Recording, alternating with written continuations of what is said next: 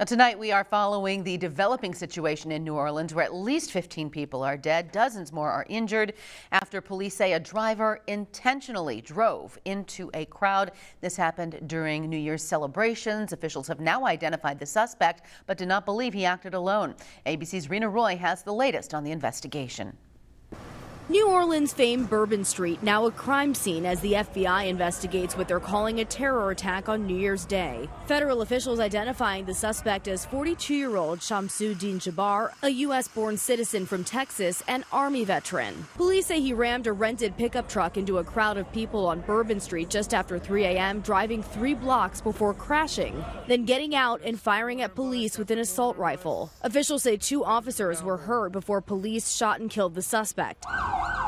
Witnesses describe the scene as gruesome. What we saw was insanity. I mean, something out of a movie. The graphic nature of it, and it was unbelievable. Investigators say they found an ISIS flag, weapons, and improvised explosive devices inside the truck. They're now working to determine whether he had any affiliations with terrorist organizations.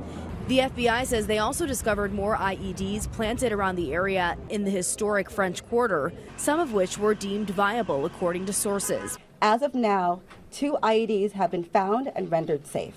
Sources tell ABC News that police have reviewed surveillance video that appears to show several people planting those IEDs prior to the vehicle attack, leading the FBI to conclude that the driver had help. Investigators working to identify those people. We do not believe that Jabbar was solely responsible. We are aggressively running down every lead, including those of his known associates. Officials also question about whether barricades were up along Bourbon Street. This particular terrorist drove around onto the sidewalk and got around the hard target, where he did have a car there, we had barriers there, we had officers there, and they still got around.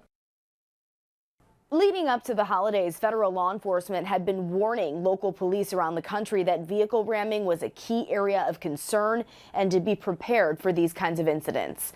Rena Roy, ABC News, New York.